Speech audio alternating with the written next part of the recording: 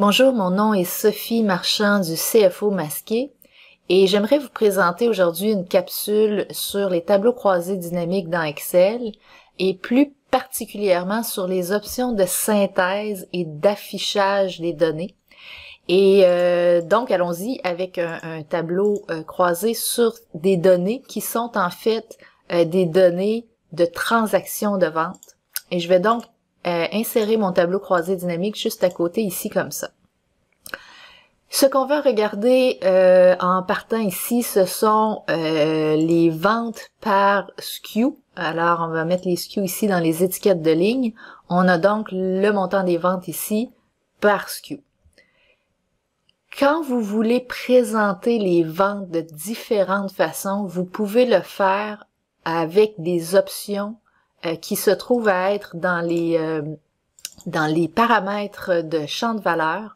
Alors, il y a des options qui se trouvent dans l'onglet ici, synthèse des valeurs, et des options dans afficher les valeurs. Alors, comme le nom l'indique, synthèse des valeurs va nous permettre de synthétiser l'information ou d'agréger l'information, si vous préférez, de différentes façons, alors que afficher les valeurs va nous permettre d'afficher la même valeur, mais d'une façon différente. Alors ici, on va obtenir des valeurs différentes. Ici, c'est les mêmes valeurs, mais affichées autrement. Alors, commençons par le premier menu. Ce que je vais faire, c'est que je vais prendre le champ vente ici et je vais l'ajouter comme ça plus d'une fois. En fait, pour être plus précis, je vais l'ajouter ici 5 fois, comme ça dans mon tableau ici. Et évidemment, le premier ici, on va l'utiliser pour représenter les ventes. Alors, je vais appeler ça vente en dollars et je vais lui mettre le format monétaire. Ça, c'est vraiment la somme de mes ventes.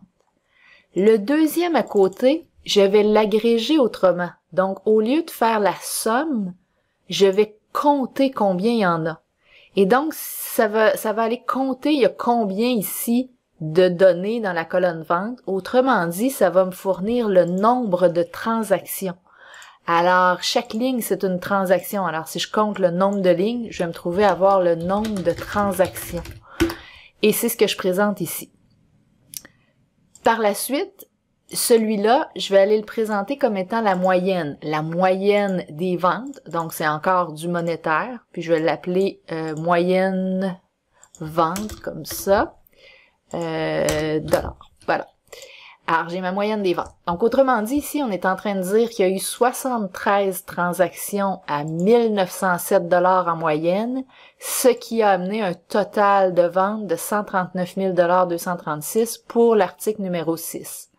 Alors, je rappelle que le champ utilisé, c'est le champ vente. Alors, j'ai pas créé de nouvelles colonnes de données dans ma base de données. Je n'ai pas fait de calcul inutile qui viendrait alourdir mon fichier Excel pour rien. Je n'ai utilisé que cette colonne-là ici, mais je suis pourtant en train de montrer différentes informations, donc différentes façons d'agréger les données de cette colonne-là. Je pourrais également aller choisir la valeur max, en fait, laissons-lui les dollars, donc max transaction, max vente dollars peut-être, bon, vous l'appellerez comme vous voulez. Alors, ça c'est le max, puis on va aller chercher le min pour montrer donc la transaction, encore une fois, minimum. Alors, min vente dollars, ok.